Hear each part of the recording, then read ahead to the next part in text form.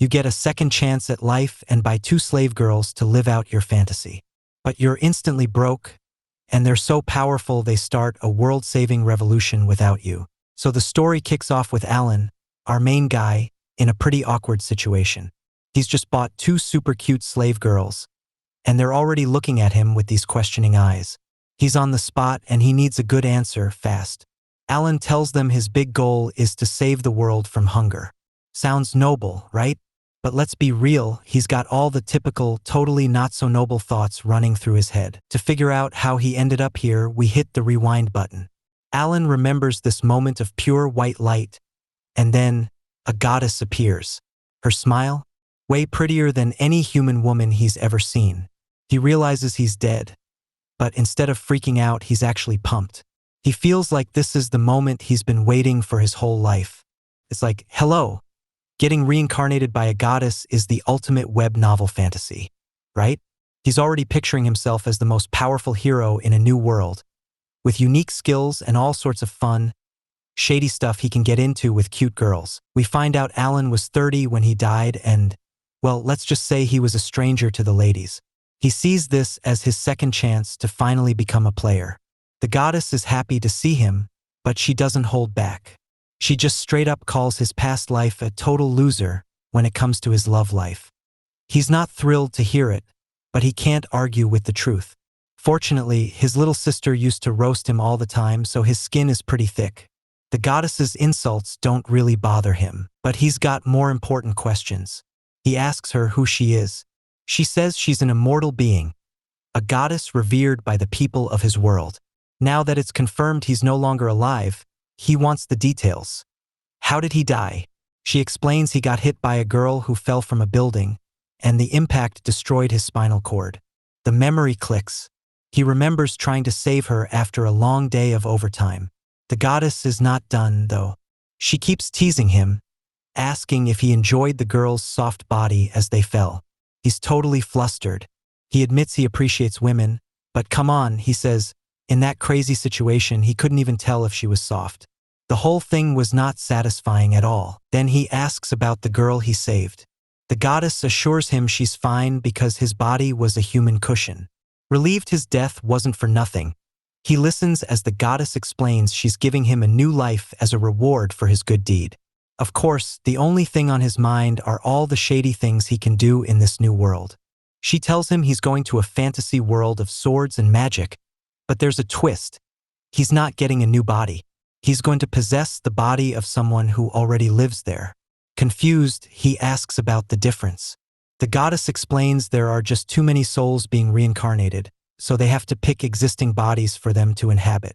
It's a supply and demand thing, apparently. Alan is a little confused. He asks the goddess why she calls reincarnating souls work. She explains that managing all these souls is actually a huge burden for her. She then shows him the body he will be taking over. It's a young teenage boy who, by chance, is also named Alan. The new Alan has a super handsome face, and our hero feels a rush of excitement, convinced that with this new body, he's going to be a total lady killer. The goddess, with a smirk, says she can finally grant him the wish he so desperately wanted with that innocent body.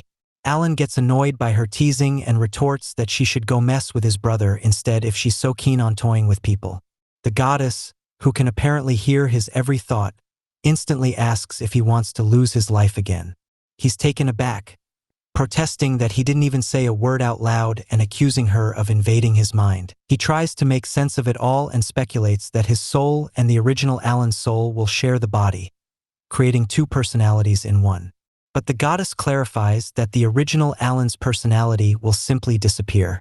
She explains that the boy is a novice adventurer from an orphanage who is destined to die in a starting dungeon. The moment his soul leaves, our hero's soul will take over. Alan is a little conflicted, realizing he's basically hijacking this other boy's body. He has a grim thought. What if the body is just left in the dungeon and becomes monster food? He shivers at the idea of being a zombie, especially since he was called smelly so often in his past life. The goddess reassures him he has nothing to worry about. She gives him a special new skill, regeneration. This means he can heal any injury, no matter how severe, making him practically indestructible. She explains that the skill will kick in the moment his soul enters the boy's body, effectively making him a brand new person. Alan now pictures himself waking up in this new body and thinks it's wild. He'll be cheating death for good, defying the natural order of life. He's been handed an S-tier cheat skill. His mind immediately races to all the ways he can use it to get close to women and fulfill his desires. With all her explanations done, the goddess asks if he has any more questions. He quickly says no, eager to start his new life and conquer all the cute girls in this world. He's not wasting another second with a glorious future waiting for him. The goddess understands and begins the transfer process. Alan, bursting with excitement, shouts that he's going to be a harem king, but when he gets to the new world, things are totally different from what he imagined. 3 years pass, and despite all his hopes, he's still untouched. He's about to set a new record for longest-held innocence. He hasn't even held a girl's hand, let alone had a real conversation with one. He feels like he's trapped in a cruel joke or a bad dream. To make things worse, he starts to realize he made some huge miscalculations about this new life. Alan starts tallying up his major miscalculations. First, he discovers that even fighting weak monsters, like slimes, is incredibly hard. He honestly admits he'd probably lose in a fight against one. Second, he learns you can't just level up and get magic skills. The goddess totally forgot to mention this. He only found out in a dream. This news completely crushes his hopes of becoming a powerful magic user. His one big advantage is his regeneration skill. It doesn't use much mana and works really well. But here's the third problem. He can't turn off his pain receptors. He can heal any injury, but he still feels every bit of the pain. This is painfully obvious when he runs away from a tiny slime, complaining about how much it hurts.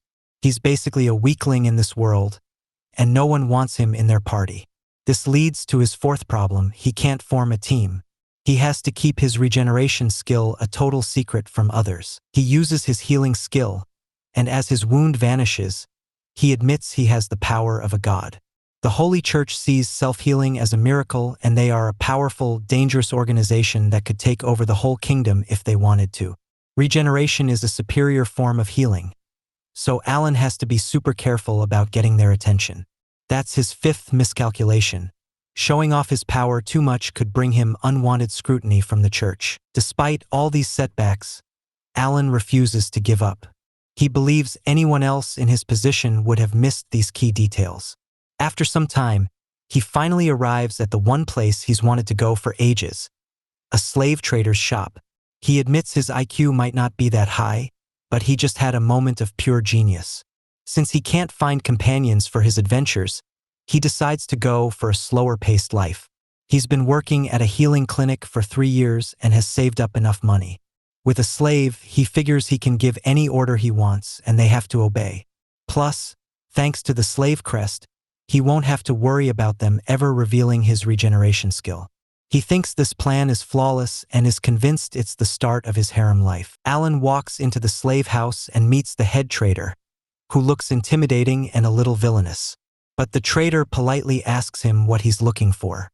Alan knows he can't look uncertain, so he stands tall but then uses this weird falsetto voice, sounding like a little girl, and asks to see all the slaves for sale.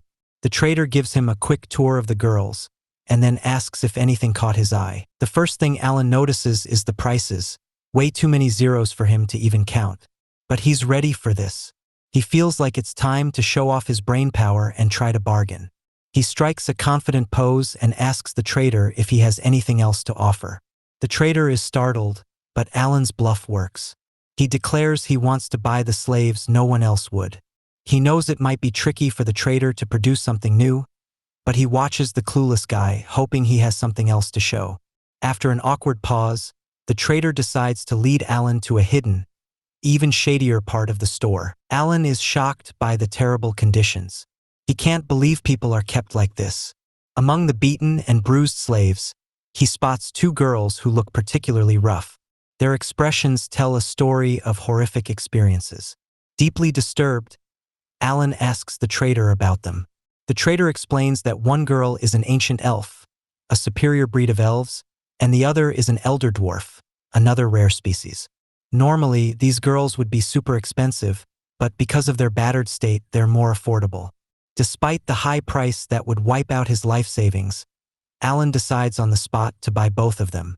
He feels a strong desire to restore their dignity. After the purchase, Alan leads the girls away from the shop.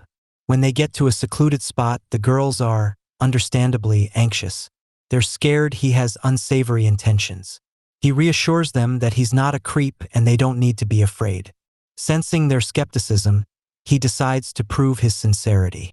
He uses his regeneration skill and instantly heals them, restoring their bodies to perfect condition in seconds. The change is astonishing. The ancient elf is stunned, her eyes wide with disbelief as her body is healed. The elder dwarf is equally amazed, marveling at her perfectly restored hands. This miraculous recovery is a huge moment for the girls, but it puts Alan in a weird spot. He wanted cute companions for his journey, but now they are even more beautiful than he imagined, almost rivaling the goddess herself. Overwhelmed by their beauty, he struggles to find the right words. The girls ask for his name, and in his nervousness, he bites his tongue. They just watch him, puzzled by their fumbling new master. He takes a deep breath to calm down. After all, he finally has his harem in another world, and this is the start of his grand adventure. Alan has finally done it. He feels like he's about to live out all his grand fantasies with his new slave girls.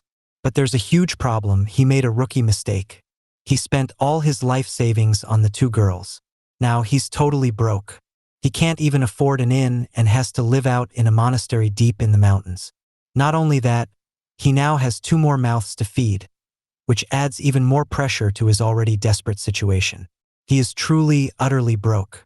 At his lowest point, the goddess pops back into his thoughts, just to mock him for not planning ahead. Alan, totally frustrated, tells her she can't just barge in on his inner monologue. She fires back that it costs him nothing to have her there, but he's had enough and tells her to get lost. All he wanted was to be praised by his new girls, but his own intrusive thoughts got him into this mess.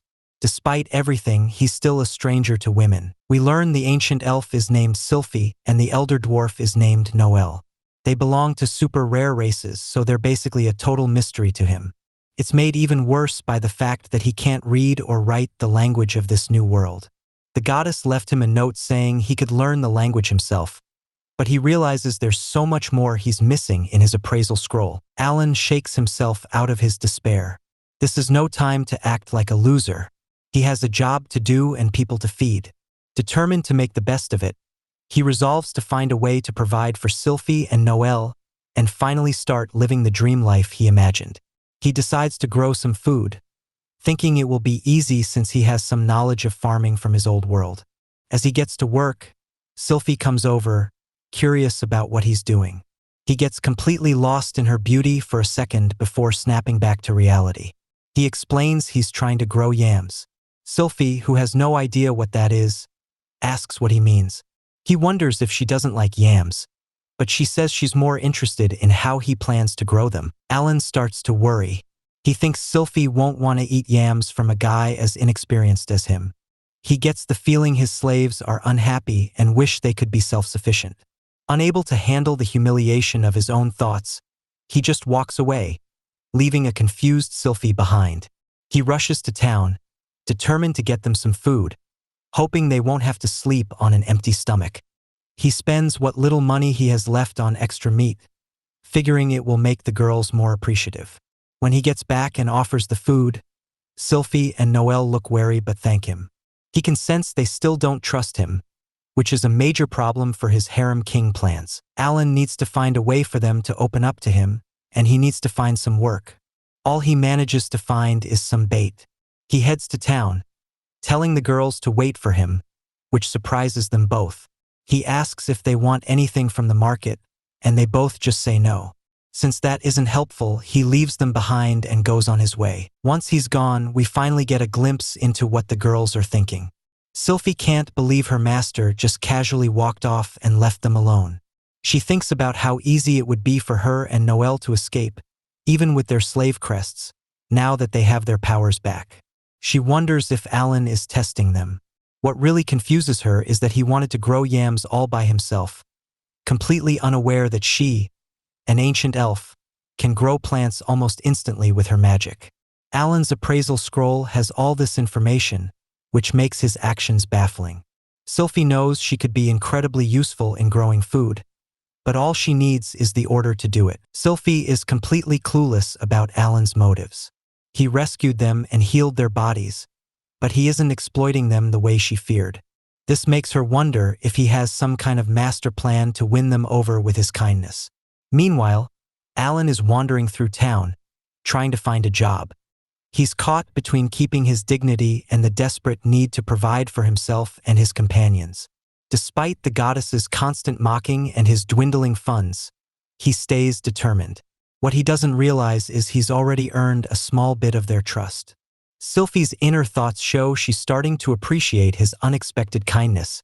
Even if she doesn't get it, she decides to follow him to confirm her suspicions. She finds him working at a healing clinic, earning money. She's amazed to see him healing a young girl, but she wonders why he isn't using the powerful regeneration skill he used on them. If the church ever found out, she knows they would give him the highest position and he would never have to worry about money again. As Sylphie watches Alan, her suspicion grows. His friendly chat with that girl makes him look like a total angel, which seems way too good to be true for someone who just bought slaves. In this world, slave owners are not considered good people. The fact that Alan hasn't demanded anything from her only adds to the mystery. Sylphie is totally frustrated that she can't figure him out, even though he's a man of culture who enjoys simple pleasures, like comparing a cloud to a girl's curvy body. 3 months pass and Alan is still stuck in the same routine. The yams have finally been harvested, and he can treat the girls to a meal. But Sylphie is at her wit's end. She finally asks him why he won't let her grow the food with her magic. Alan thinks maybe she wants to do farm work, but he doesn't need her for that since he can use his restore skill to get his stamina back. Besides, he wants to brag about how he's supporting 2 rare species all by himself. He thanks her for the offer but doesn't seem interested. That's when Sylphie decides to show him what she can do. She tells Alan that her tree magic can harvest crops and gives him a demonstration. Instantly, she summons a yam-filled tree, shocking Alan like nothing he's ever seen. He just stares, marveling at the crazy cheat skill she has. He wonders if she's been hiding her powers this whole time, but Sylphie thinks he knew about them from the beginning. It finally hits Alan. All of their powers must have been in the appraisal scroll, but he can't read a single word of it, and that's the real reason he's in this mess. He considers telling the girls the truth, that he's basically a clueless kid who can't read or write, but he's too embarrassed to admit it. He feels like they already don't think much of him, and confessing this weakness would only make it worse. He decides an awkward lie is better than the humiliating truth. He strikes a pose and spins a tale about how magic is a double-edged sword, a cure and a curse. He claims this is why he never forces others to use their magic. It has to be their own choice. He adds that having the power to do anything you want is a dangerous idea that can lead to serious issues. Of course, this is a total lie. When he bought them, he had all sorts of shady fantasies about what he could make them do. But his lack of cash turned him into a simple laborer. He smiles and tells them they should never feel forced to use their magic. Finding the situation too embarrassing, he makes an excuse and walks off to harvest. Sylphie, meanwhile, is starting to see him in a new light. At first, she thought revealing her magic would show his true colors and that he'd start making demands. But his response, even if it seemed a little weird, makes her rethink her assumptions. She starts to feel she was wrong to judge him. Despite his change in expression, it seems her magic touched on a deep wound in his heart. She thinks he's suffering from some profound past trauma that makes him so reluctant to show off his abilities. Sylphie remembers a time when she used to show off her own powers, and now she feels ashamed of it. She decides she needs to do something nice for her master. She talks with Noelle, and the next day, Alan is stunned to find a whole bunch of fresh fruits and vegetables. This clearly Sylphie's doing a farming cheat code. He feels like his thunder has been stolen. He was hoping to be a master cultivator with his earth knowledge, but her magic totally outshines him. Sylphie greets him and says she decided to harvest crops for him. When he asks why she used her magic, She gives him a cute look and asks if she was too hasty, even though it was her own choice. Alan realizes this is because of the lie he told her yesterday. He wonders if she's trying to find a fault in him. He wanted to use his knowledge to become the best farmer, but it seems pointless now. He feels embarrassed and defeated, worried the girls will think even less of him if he keeps insisting on feeding them yams when they have this kind of power. He pulls himself together and tells the girls they didn't have to go to so much trouble. Sylphie reassures him it's fine, and she and Noelle get to work making breakfast to show their gratitude. Despite their kindness, Alan feels like he can't show off anymore. But he decides to try one last thing. He'll flaunt his knowledge of making concrete, something that doesn't exist in this world. He hopes this will improve their living situation and earn him some respect. The girls are curious. Noelle, who is usually very quiet, comes over and says she can smell him making something and is interested in learning. Alan is surprised by her willingness to talk and help. She asks what he wants to build, and he explains his plan to make a permanent shelter with concrete. When Noelle asks what concrete is, he first says cement, but she doesn't know that word either. He then explains they need limestone, clay, and quartz. Noelle listens intently, and Alan is pleased by her responsiveness. He teaches her everything he knows about building, emphasizing that practice is different from theory. Noelle assures him she understands and tells him to sit back and watch. Noelle gets to work using a spell called extraction to summon all the raw materials for cement. Alan is amazed. He realizes Noelle has a seriously useful cheat skill, and he feels even more insignificant as his contributions get overshadowed. Next, she uses another spell called pulverize. He watches in awe as she uses fire and cooling magic to create a whole pile of cement right in front of him. To finish the job, she gets Sylphie to help.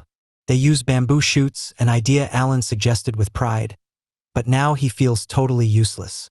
On the bright side, he notices the girls are talking more and forming a stronger bond.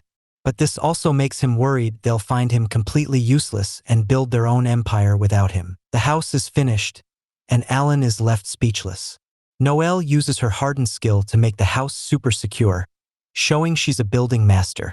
Sylphie fills the bamboo with mana, proving she's a mistress of plants. Both girls show off their incredible powers, leaving Alan in awe but also a little bummed out. He wanted to be the one impressing them, but it feels like they are the ones showing him up. He hates that he doesn't have a cheat skill of his own. He just wants to be strong enough to flirt with cute girls. With the powers these girls have, he starts to worry about his future and his place in the world. Meanwhile, high up in the heavens, the goddess watches everything on her tablet. She comments that now that Alan has Sylphie and Noelle, he's destined to be worshipped like a demon king. But she also sees that the hero of this world will one day see him as a threat, which will lead to a life of ups and downs. The goddess finds his situation entertaining and says she's going to make fun of him as much as she can. She quickly corrects herself and says she meant she's going to check up on him as much as she can. Noelle's dwarf instincts have been in overdrive ever since Alan mentioned concrete. It's a brand new experience for her, and she's honestly surprised his advice was so spot on. He told her exactly how to do it, and it worked perfectly. She thinks, this guy isn't just some random person who bought us. His regeneration skill is impressive, but the fact that he doesn't show it off makes it even more remarkable. What really stands out to her is that he has so much knowledge but no conceit. He's not afraid to share it, which in her eyes makes him a real catch. The fact that he can teach an elder dwarf such useful skills makes her incredibly happy.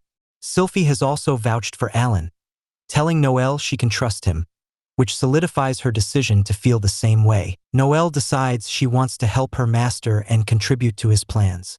She's so impressed with his wisdom and generosity that she's determined to be a valuable asset. Alan wakes up from a nap and is startled to see not one, but 3 new buildings. He can't believe they were built so quickly. When Noelle shows up, he realizes it must have been her doing. She casually explains she built 3 houses so each of them can have their own. Her calmness about it is unnerving. Noelle steps closer to him, and Alan starts to panic, trying to keep his intrusive thoughts in check. She tells him again that the houses are for Sylphie, Alan, and herself, but all he can think about is how close she is. Then, Noelle asks him to praise her for her hard work. Alan is completely taken aback by the request. Suddenly, Sylphie appears from behind and tells him he needs to praise Noelle. Alan is surprised to get an order from his own slave and figures the girls are ganging up on him. He feels like they're trying to make him work for them instead of the other way around. He imagines them mocking him, saying he has no money, no talent, and nothing to brag about except for his regeneration skill. In his head, they call him a skinny nerd with no experience with women. Then, in his imagination, the goddess appears and joins in the roasting. He thinks the girls were so worried about his perverted thoughts that they built the houses to stay away from him. He imagines them thinking he's a shameless pig who just wants to do shady things to them. His thoughts are spiraling until Sylphie's voice snaps him back to reality, asking if he's okay. He realizes his imagination went wild and quickly brushes it off. He's come this far and he's not giving up. He's in a position to praise Noelle, which means he can pat her on the head as much as he wants.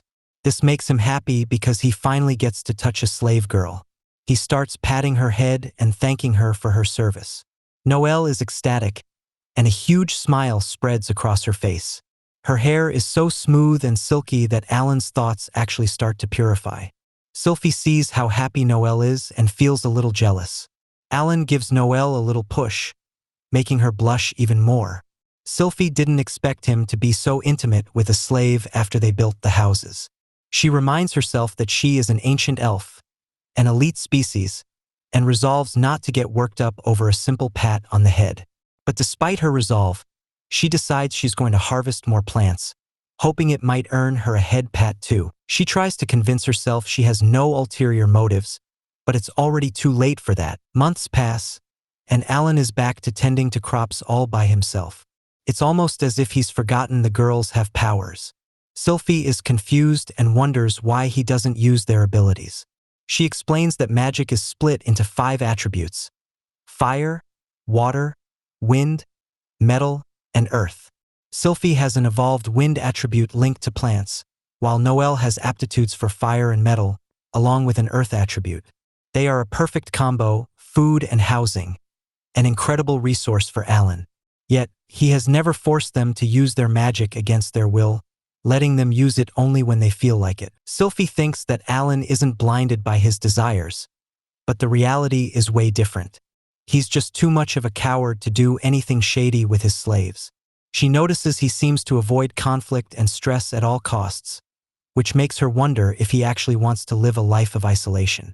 The only thing she can figure out is his weird obsession with yams. Otherwise, he seems like a genuinely nice guy. Still, Sylphie is certain he has some hidden desires. She's determined to find out what he really wants, because she knows he didn't buy 2 of the rarest species in the world to be lonely. She walks up to Alan and demands to know his intentions. He hesitates, but she presses him, asking why he bought her and Noelle and what his true motives are. Alan struggles to come up with an answer. He knows the truth is he wanted to do unspeakable things with them, but he can't possibly admit that. With both Sylphie and Noelle looking for an answer, he realizes he has to give them something. Sylphie points out that she and Noelle are among the rarest species in the world, with unimaginable powers. Yet, Alan only uses their abilities for minor things. She's desperate to know if he has any greater needs for their skills. For Alan, this is a confusing question. He has a ton of food and comfortable houses. Things couldn't be better. The girls, however, don't seem to get this. For him, the reason for his kindness is simple. They provide him with food and shelter, and he doesn't want to exploit them because it would make him feel useless. He's not trying to fight a demon lord or go on some grand quest.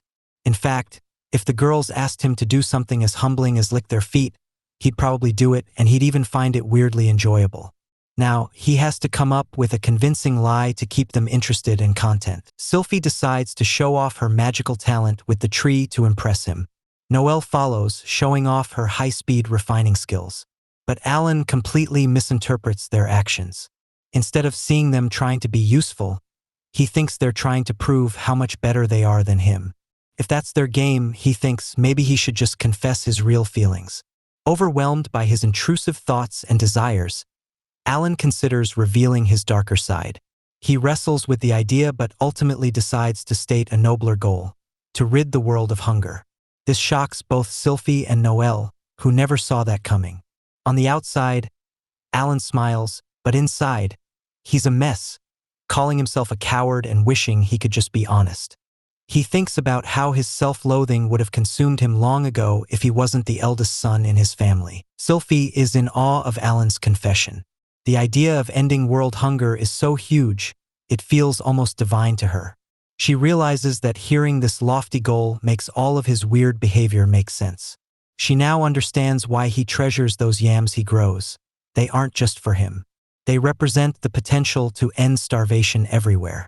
She realizes that the strange, unreadable look he sometimes has is actually him contemplating this grand vision for the future. Sylphie looks at Noelle and thinks about their master's extraordinary ideal, something so immense that even they, with all their power, couldn't have imagined it. Despite the risks of trusting him, Sylphie feels like she's never met a man like Alan. She is resolved to stand by his side and contribute to his grand vision. She wants to be a part of his quest to change the world. Sylphie suggests they need to expand their land cultivation. She's giving Alan a lot more credit than he deserves, since he's mostly been thinking about himself. But Alan, still baffled that his flimsy excuse worked, agrees to her proposal. For the first time, he feels like he's made real progress in the eyes of his slave girls. Now he realizes he has to stick with this fake story if he wants to keep Sylphie and Noelle by his side. Alan is thinking about his old life, reflecting on his belief that people are either winners or losers. Winners are leaders, and losers are just exploited followers. He remembers being bullied in school, especially by his younger sister, Mizuki, who would steal his food. He would complain, and she would just say she needed it because she was still growing. Alan feels the weight of his past as he thinks about how even his little sister could bully him, and how it feels like his new life is just as out of his control. His deep thoughts are suddenly cut off when Sylphie and Noelle repeatedly call out to him.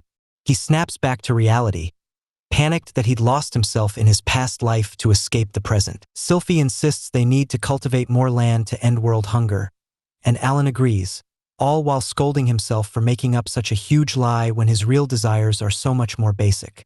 The goddess pops up again, adding her own snarky comments. Sylphie is thinking of practical ways to grow more crops, and Alan is wondering why she hasn't figured out his real motives yet. He worries that the girls are accepting his lies too easily and that they might actually be manipulating him.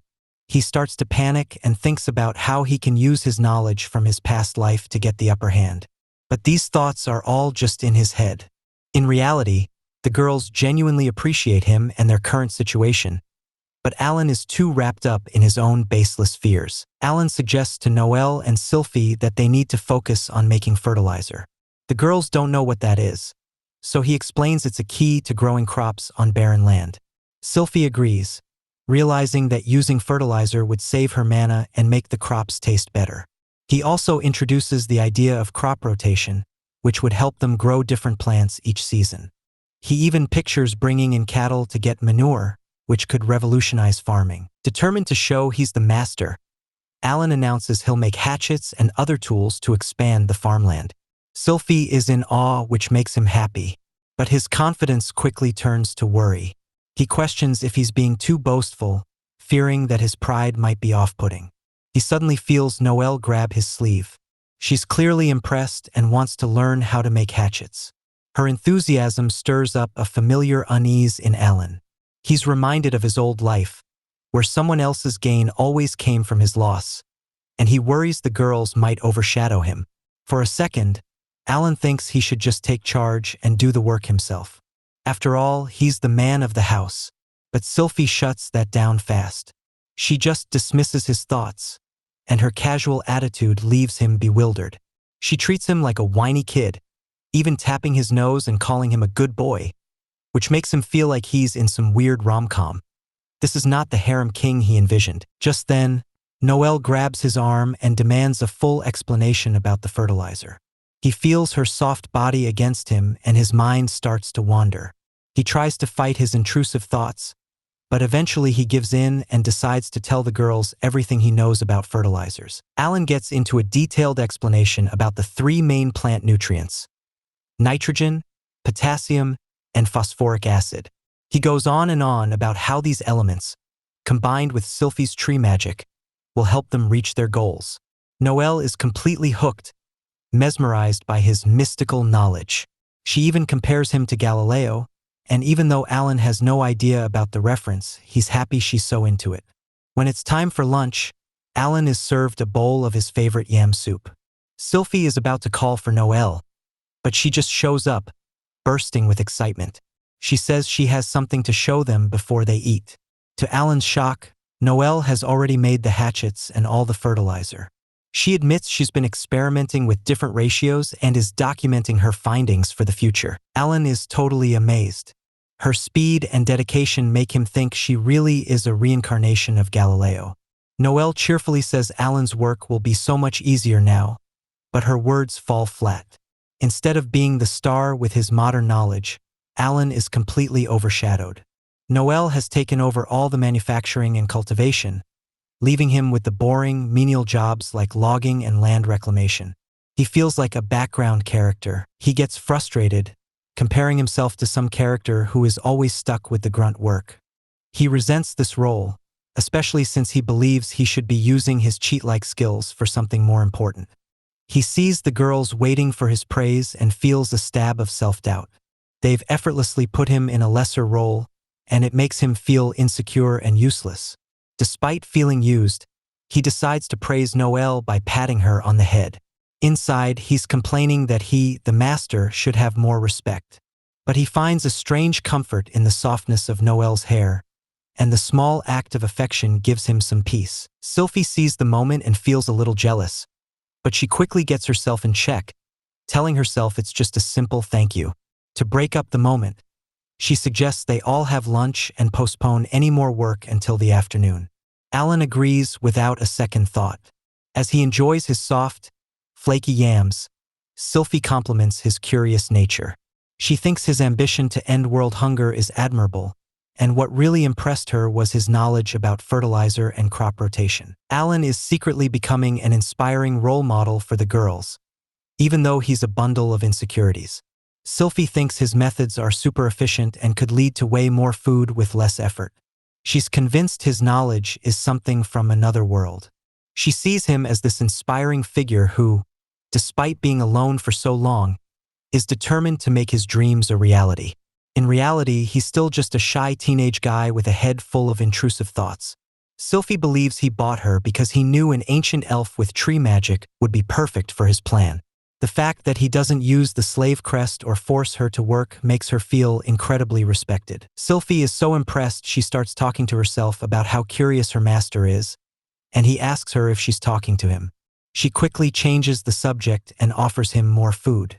Alan, now getting ready for the next stage of cultivation, is surprised by how smooth and efficient the hatchet Noelle made for him is. Alan keeps plowing the fields, thinking about expanding to new areas. Things aren't going the way he imagined, but he's content knowing he can provide for himself and the girls. His confidence is still high. He believes he can still get his harem. He's using his regeneration skill to keep going, and he's so grateful for this cheat.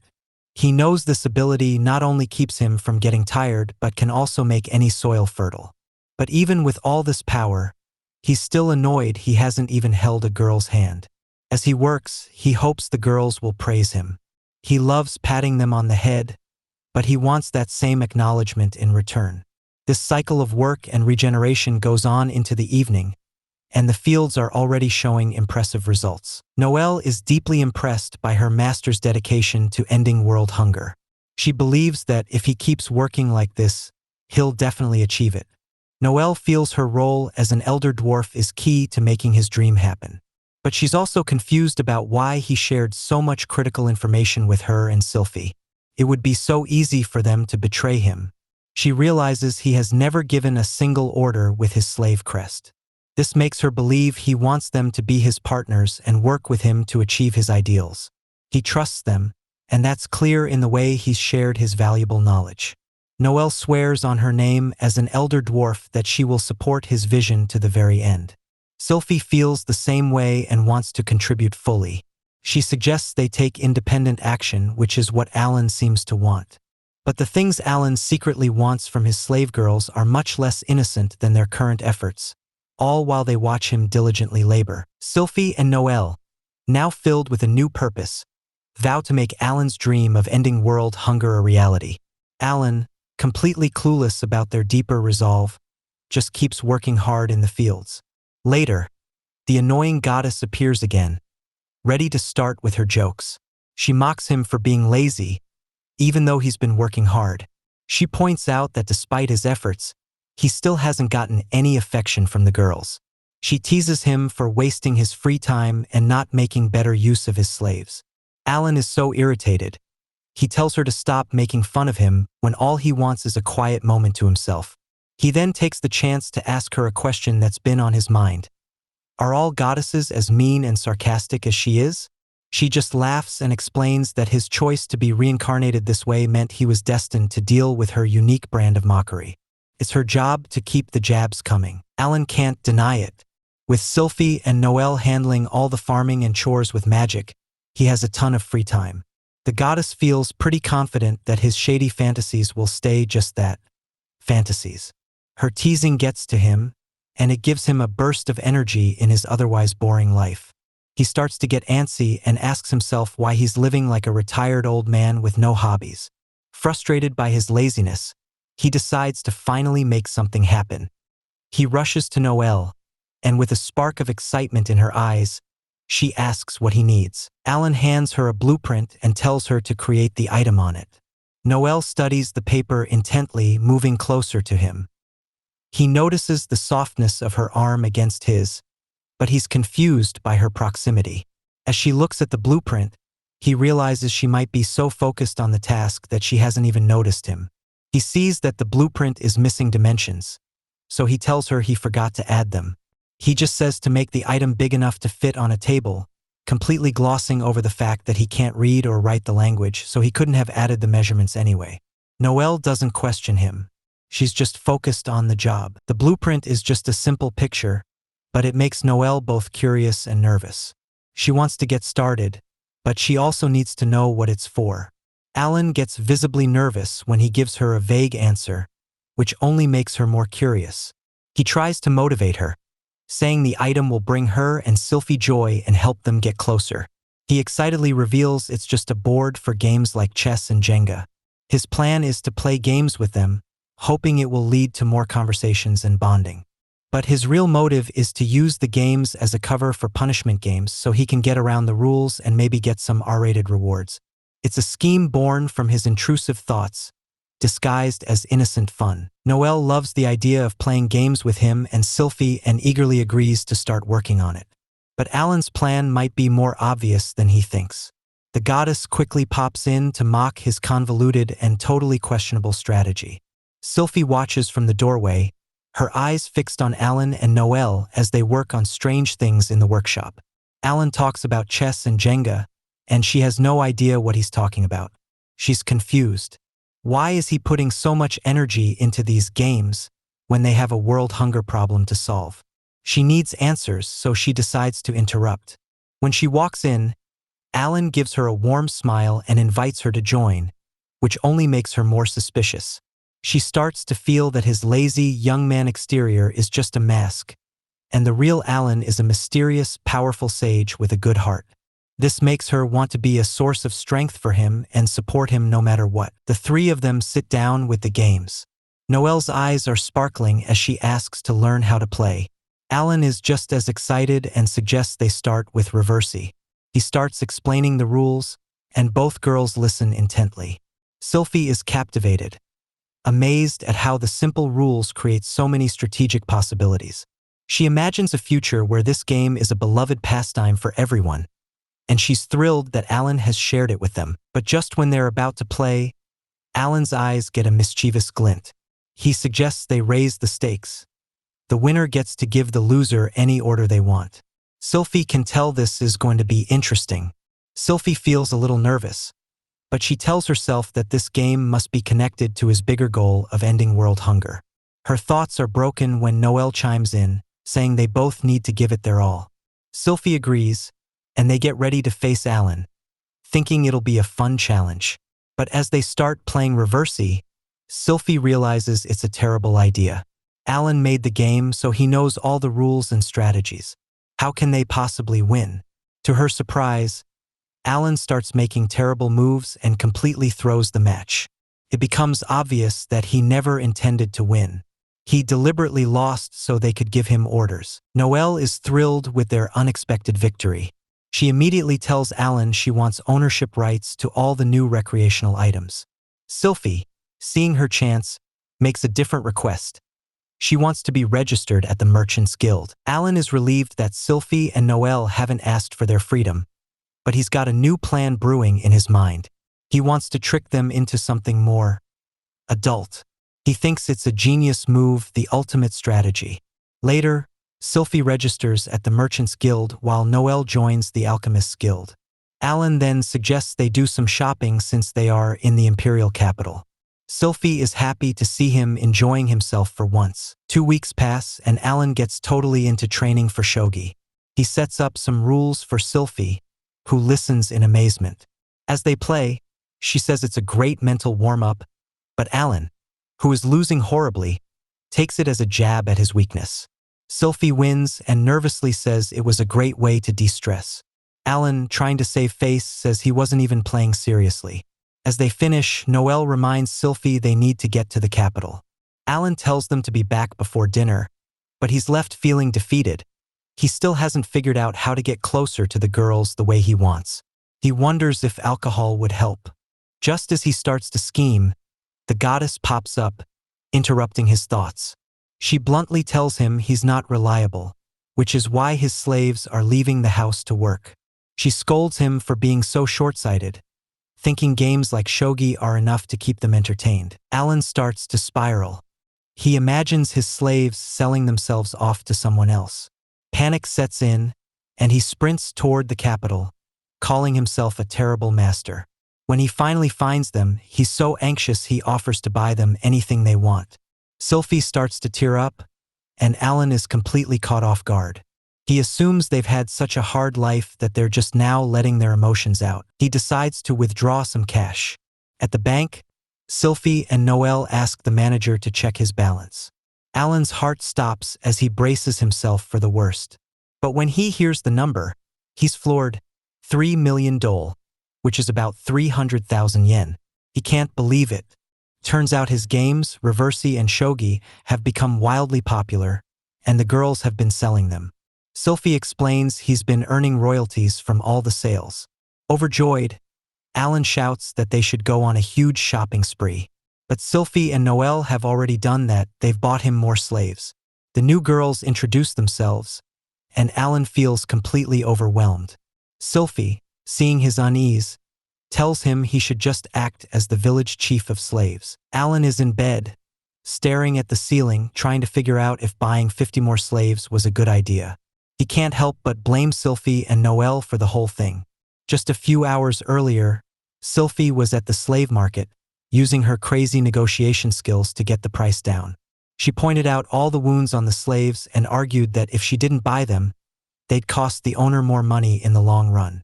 The owner had no choice but to give in. Alan was so impressed. He thought she negotiated as easily as taking candy from a child. She handled the whole situation so smartly that Alan almost teared up, completely overwhelmed by her intelligence and beauty. Lying there, Alan feels like things are moving way too fast and he realizes he needs a new strategy for the future. Meanwhile, Sylphie is worried. She wonders if Alan noticed any weaknesses in her negotiation. She thinks about how kind he's been and how, even when they play games, he can't hide his compassionate and warm heart. This side of him is endearing, and she wants to keep it a secret. In a world where slaves are often exploited, Alan has accepted them with an open heart. She feels that she and Noelle should do this much for a man so determined to end world hunger. Outside Alan's room, Sylphie hesitates before asking if they can come in. Alan, still lost in thought, says yes. As they enter and see him on the bed, he tells them not to be nervous and to get comfortable. Noelle assures him they're fine, but Alan starts to sweat. He worries they're uncomfortable in a guy's room or that his room smells bad. To ease the tension, he compliments their success with the games. But seeing their expressions, he adds that if they're tired, they should just rest. He tells them he's proud of them. Deep down, Alan feels conflicted, like his slaves have stolen his achievements right out from under him. He decides to put his adult plans on hold for now, but he's still got his eye candy and inadvertent touching strategies in mind. This time, though, he's determined to hold back his temptations. He knows he needs to make a lasting impression on his slaves, and he realizes he has to be smart about how he does it. Noel suggests that Alan should use the money they've earned to quickly remove their slave crests. Sylphie agrees, adding that they've made a huge amount of money and don't need any praise for it. She implies that their work is thanks enough, but Alan takes this as a sarcastic remark. He feels the weight of their intense stares and gets nervous, but he has a plan brewing. He tells them his new plan for the future. He says they'll treat the money he spent on each slave as a debt. Once the debt is paid, they'll remove the slave crests. He explains they'll be paid wages and won't have to suffer while they work. Instead, they'll focus on agriculture and commerce, with everyone contributing labor that will be converted into money and goods. Alan feels a rush of satisfaction, thinking this plan, which he names Slaves' Debt Repayment Restructuration, will make providing for 50 slaves a smooth transition. He asks for their thoughts, but Noel and Sylphie have some serious questions. They want to know if he really intends to free them and if he understands their true worth. Sylphie suggests he reconsider, pointing out that to end hunger, he'll need more talented people, and she can't grasp the plan's feasibility. Noel echoes her concerns, and they both wonder about his true intentions. What they don't know is that Alan's real motive is to experience the true joys of adult life with them. Alan, nervous but determined, puts on a reassuring smile and starts to bluff. He claims he doesn't want to exploit their slave status and that he wants comrades who will stand by him willingly. His grand plan, which he names Alan's Mix, involves Noel and other dwarves using their alchemy to produce farm tools and fertilizers, while the elves enhance crop productivity. There's a secret part of the plan too: cooking. By using these 3 pillars and leveraging the Merchants Guild, he aims to develop new products and raise money. Alright, that's all for today. I'd love to hear your thoughts, so make sure to drop a comment down below. If you want to see more from me, hit that subscribe button and ring the notification bell. It's been a pleasure, and I'll catch you all in the next video.